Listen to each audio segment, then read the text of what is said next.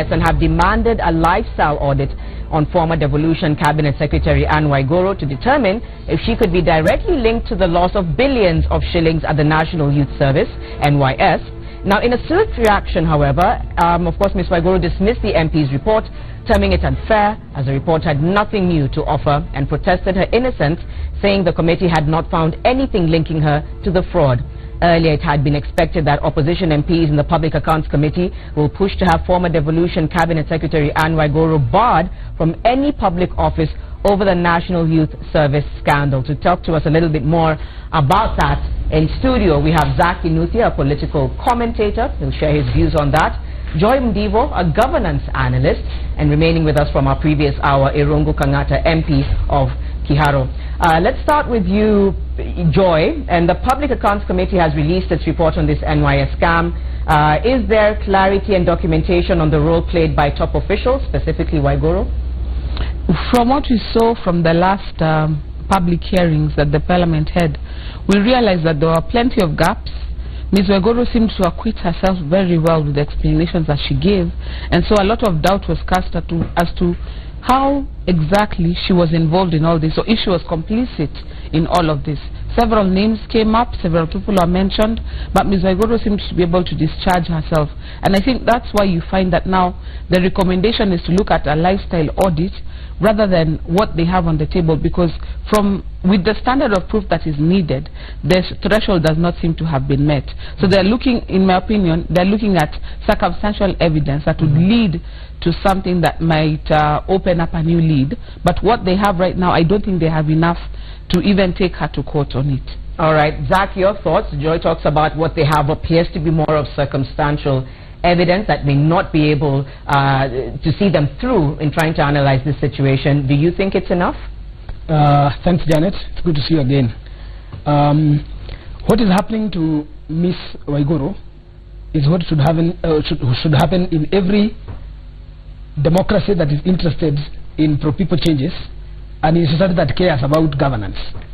If it is true, indeed, and if there is threshold to convict her that she was involved in abuse of office and misappropriation of national resources, then it's good news that our young democracy is getting to a point where they appreciate that public offices are not the havens for thieves and thugs or people with characters that do not befit serving the people. That is not to say that Madam Waiguru is guilty, but I'm saying it would be good news, it would be celebration for us as a country where people with queer characters are barred from holding public offices. True or not, it is a good gesture and a leap forward for our country. It's the force of how they're carrying it out that, in your opinion, is a good gesture in the sense that they've been relentless in trying to address the situation. But is it being handled in a way that you think is fair and you think is thorough enough? Still with you, Zach, before we hear from Irungu. Yeah, thank you. I would say we have had reports where public or rather parliamentary committees have been used to swindle people who are appearing before them, money and opportunities. I'm not saying that the committee is thorough, and fair enough, the committees have been accused of extorting people either to malign their names or to whitewash their mistakes. So let me put it this way, Janet, that I have never had faith, and this is very categorical. I have never had faith, and I have no faith with Public Accounts Committee as it is constituted right now, because behind the doors evidence exists, undisputable evidence, that these people will call you Mary, Mother of Jesus, if you want, or they are going to call you Judas Iscariot if you want. It's about your pockets, or it's about you dancing to their shenanigans.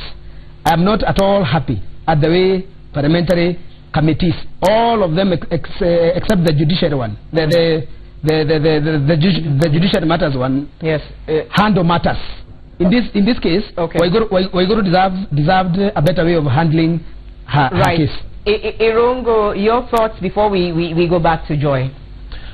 One, not true. I disagree with the notion that we conduct ourselves on the basis of what the accuser or the person who has been accused has paid to the committee. I know of several committees that have very high integrity level. Let me vote for the chairman of PAC, Engineer Gumbo, who is my personal friend, and say he is one of the most forthright member of parliament we can ever find in the National Assembly. And therefore, that report to me is quite objective. It looked at the evidence that was brought before it, and again, it did not recommend for prosecution of a person where there was no evidence. In such instances where there was what we call a whiff of suspicion, there was a recommendation of further investigation. So it was not conclusive per se.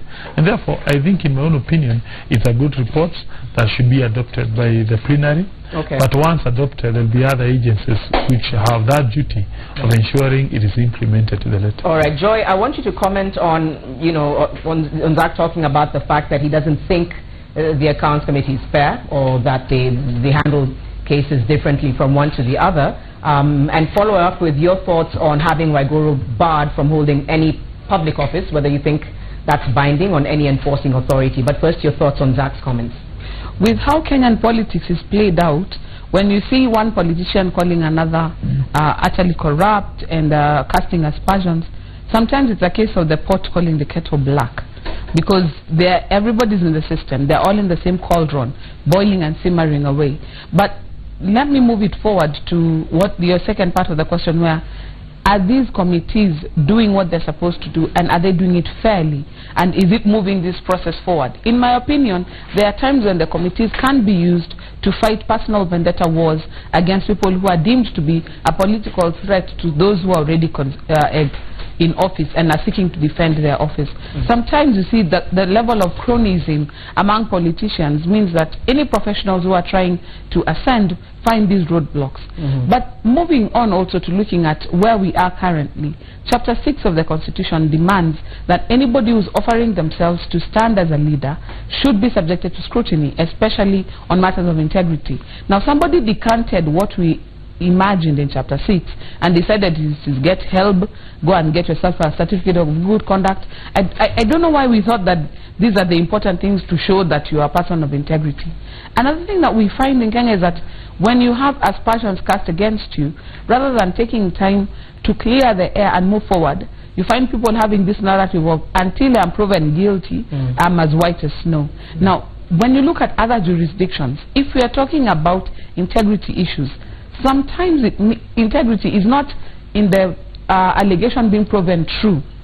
It's in how you conduct yourself while you're being investigated. Do you collaborate?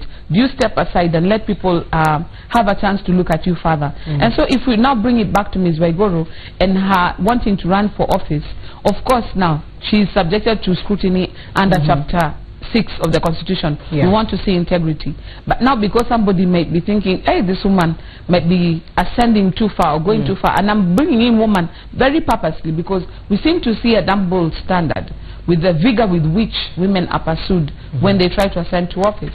And in this particular situation, it might look like the timing might look like a deliberate attempt to scuttle her ambition to become the governor of Kirinyaga County. Okay, interesting perspective there, Joy.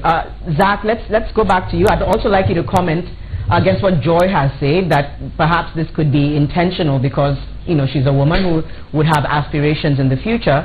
And whether we expect to see any new investigations on Waiguru by EACC or CID over a matter that the EACC had already cleared her. So first, your thoughts on what Joy has said, implying some level of sexism with regards to how the whole case is being handled. Yes, thank you very much. Let me put it this way. In response to what Wakili has said, women holding high public offices have always been subjects of witch hunt. And we have seen this case with the Brazilian president who's just been ousted from office. We have seen the same case with Park Hyu-Pak, the South Korean president. Because of a simple mistake, she was hounded out of office for something that in our Kenyan environment cannot be termed as illegal or unlawful. In Kenya, women are not forgiven when they make a mistake. And I'm not saying that Waiguru has made a mistake or has not been forgiven, but it must be looked from that point, where we see any mistake from a woman holding a high public office is exaggerated and condemned quickly. Waiguru could be suffering from agents of witch hunt, and Waiguru could be guilty. It is not on me to put it that way. But CID and all other government agencies or directorates must reject every notion, every push, every shenanigan by political forces who want to scuttle other people's career. Let me put it this way, Janet, as I finish on that. If Waiguru is declared by that committee as unfit to hold any public office, then 76% of the Senate, 97% of Parliament must also be held and must be also held accountable and barred from holding office. 96% of our MPs and 75% of our senators are unfit to hold public office, and governors. Let me bring in Irungu based on that. That if she's going to be barred from holding office, then really it means that a majority of those majority of the MPs should also have the same against them. Irungu. Well, there's no evidence for one to make such kind of a sweeping conclusion. I would imagine once you make such kind of a conclusion, you need to come up with evidence and say, this senator, this member of parliament is guilty of this problem, and therefore I would urge my colleague probably to consider withdrawing that. Be that as it may, we know of so many leaders who have been ousted of office, and they are men. For instance, the entire Middle East is burning, and there is an effort to kick out several autocratic leaders. They are all men. We have a person like Bashir, we have a person like Assad in Syria, we have Mubarak, and therefore I don't think those two leaders who are ousted in South Korea and Brazil had anything to do with the fact that they are women. It's only surely they were guilty of some mistake that they did in the rule of their country. In regard to Waiguru, well, I do not support that report 100%. Of course, I would urge probably that report, once it's tabled in the floor of the House, I will have that time to read it and scrutinize it, to look at it. But let me say, I'm not so sure whether Dr. Njoroge is guilty, as purportedly he is said to have been guilty. I find him to be a reasonable person. I find him to be one of the best governors who have ever headed the CBK, and therefore I don't want to rush into judgment. Let me look at that document. But all factors remaining constant, it is very unfair to make a sweeping statement against all members of parliament. All right, let me ask another question, you know, as we wind up. Let me go to you as well, Joy, whether the EACC's mandate cover issuing clearing letters for suspects if they find them clean. Does EACC's mandate cover issuing clearing letters for suspects if they find them clean? Your thoughts on that? What you're calling a clearing letter is simply a statement from the EACC saying we have nothing on our table that against the person who has come to apply. So it's almost like they look in their files and they say, oh, this person know nothing about him. So in itself is not a declaration of innocence. It is more saying that at this point in time, no, we don't have anything against this person.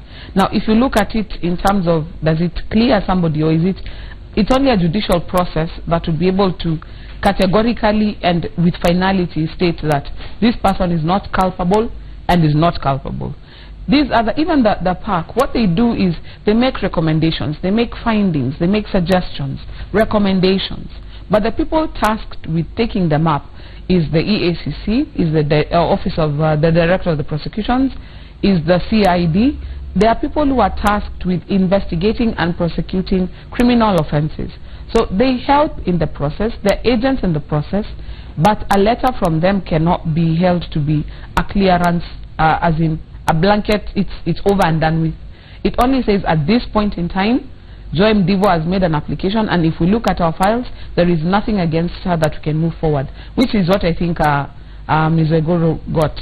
But if I can just comment something on what we were discussing earlier with Mheshimiwa, is that when you're talking about 96% of the parliamentarians may be unfit to hold public office, or 75% of the senators, is not because there is particular information or evidence that people are tabling. Is when you look at the conduct of people in the House, sometimes if you're applying Chapter 6 strictly, you may find that many of them would be able to fail the test. We were here the other day discussing about the spat between the Governor Joho and President Kenyatta, and one of the things I alluded to was the fact that government might actually use Chapter 6 to bar him from even being able to run to defend his seat. And my co-panelists almost ate me alive because saying, no, if that's the case, then everybody would be going home, because if Chapter 6 is applied, but that's what we need to come to as a country. We need to say we passed a constitution, we are serious about it. If there's even a whiff of corruption about you, until that whiff goes away, we want to have people of integrity, people who are like Caesar's wife, above suspicion. So it's a conversation that we should move forward rather than trying to claw back where we are trying to go. We're trying to go to a place of integrity. Rather than trying to defeat it, let's move it forward. All right, Joy. Thank you for that. Zach, your comments on the same, whether their mandates cover issuing clearing letters for suspects if they find them clean. Janet, these institutions have in the past been used to sanitize people who are not even supposed to allow their conscience to advise them to become leaders of anything. Some of these people don't even qualify to head families. And I'm putting this with my clear conscience, because at the very basic level, these people are not ethical. The 96% I'm alluding to, I've actually been informed that it should be 98%. And I'm telling Mheshimiwa Irungo Kangata that this statement I cannot withdraw even at the barrel of the gun, because what I'm saying is out of clean conscience. Today, we see the best way to redeem your dwindling integrity is to do in politics. That's what we are shown. That every person who has failed in almost every other thing are sure that if they intimidate the public with little money, if they buy institutions to sanitize them and to put them into limelight, that these people can rule us. That's what we are seeing. Now, coming to the case of the city, because earlier in the other show you described about Nairobi politics, people like Mike Sonko, who was not being cleared by the Jubilee Party or the CID, should not be cleared by any registered party in this country to run for anything except in his mind, because we have all evidence in his past that he is not a man of integrity, and he is seeking to rule people and to prevail affairs in the city that is the center of our country, center of administration, center of our politics. It is the engine of our country, and these are the people that we are rewarding. In Mexico, we see people like people who lead gangs like Sinaloa are rewarded because they are able to intimidate authorities, they are able to buy out courts, and this is what we are going to. So where are we leading our children, Janet? Okay, we are telling our children that if you are skaggish and if you have no moral rectitude, let's get Irungo's closing comments as we wind up on this interview. Irungo. Yes, my brother is making quite a valid point. There is what we call a narco state. A narco state is a state that has been captured by drug lords or people or cartels. And it is true in parts of Latin America we have such kind of societies where you find those people who are doing bad things, they have captured political power, and by doing that it becomes very difficult for them to be kicked out. And a good example is the guy called Noriega. You remember America had to go there and force him out of power and take him to face justice in America. So I wouldn't want such kind of a replication in Kenya, where you have people who are doing bad things, capturing political power. But be that as it may, we also have this fundamental principle where we say, let the people decide. It is we assume voters are rational. We assume voters know that which they want, that suits their both interests, and they are able to evaluate all candidates and see whether this is a good person, is a bad person, and make the correct decision. To me, I would most likely lean towards that idea of allowing people to decide. Is their lives, if they allow such characters to capture political power, be that as it may, it's their lives which they are holding their destiny on their hands. Thank you so much to the three of you for your thoughts on this and for just shedding some light on that as well. Let's move on now, and on the